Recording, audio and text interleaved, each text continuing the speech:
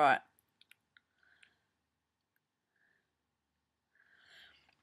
Well, I was talking to someone this afternoon about my blog, why I'm doing my blog, and like my friend whom I wrote a blog about tonight, and I realized that, um, well, clearly, I've never recorded anything about my blog since I got my shiny new Mac and learned how to record stuff. So I'm going to tell you a little story about my blog. I was walking through Darlinghurst one night, the night that Michael Jackson died, and it was pretty cool. I walked all the way from King's Cross to Surrey Hills, some sort of 2.5, 3 clicks, say.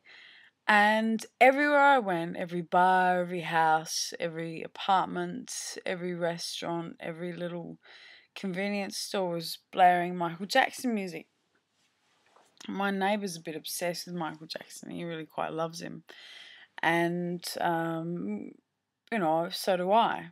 But I found it curious that night that there was a sort of sense of nostalgia on the streets, a sense of nostalgia that hadn't necessarily been experienced before in my lifetime. No one ridiculously great and pertinent has died in my lifetime. I was a little bit too young, really, for the whole Kurt Cobain thing. I snuck in by maybe like a skin, but really I was like 13. What did he die in? 94? I think I was 10. Yeah, I mean, it's, And then Elvis, well, clearly I wasn't even born. And whom else has there been? John Lennon died the year before I was born. There's been no one, is my point. So Michael Jackson was kind of it for Gen X-ish, Gen Y. I went to a party that night and some things transpired, and I just found myself feeling really, really sort of alone. So I snuck out the back door and I walked home, and I didn't have my iPod on. I chose to be very sort of quiet and reverent, and I just listened to the city and all the Michael Jackson that the city was spouting, and I thought about him and how cool it would be,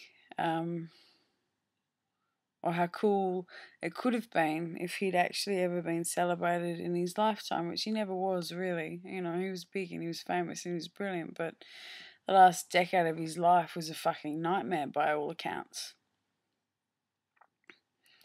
And then, of course,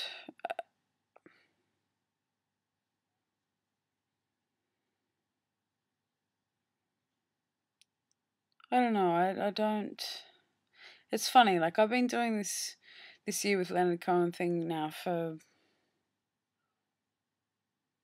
I actually don't know how long. Hang on. I started in January, February, March, April, May, June, July, August, September, October. 9 months. Enough time to make a baby.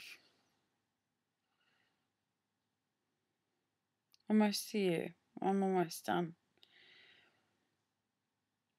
And I guess what's become powerful about it, or unique about it for me, is that it's not about being brilliant or remarkable or famous or any of those things that I think everyone else thinks you have to be in order to have done a good job. I just wanted to spend a year with Leonard and see what he's about and see what he's done and get to know him a hell of a lot better while he's alive, out of respect for him, rather than finding myself in a position where, say, in a year's time, I'm walking down a street and someone starts, blaring hallelujah from their apartment building, and all of a sudden I'm reminded of the fact that he's dead. So I don't know, death's kind of everywhere, and it's become a much bigger theme in my life over the last couple of years, and a much more comfortable theme, even I suppose in some respects, in the face of my own, I'll be that by choice or consequence. it doesn't actually matter much. I think that we get sick and die or what have you.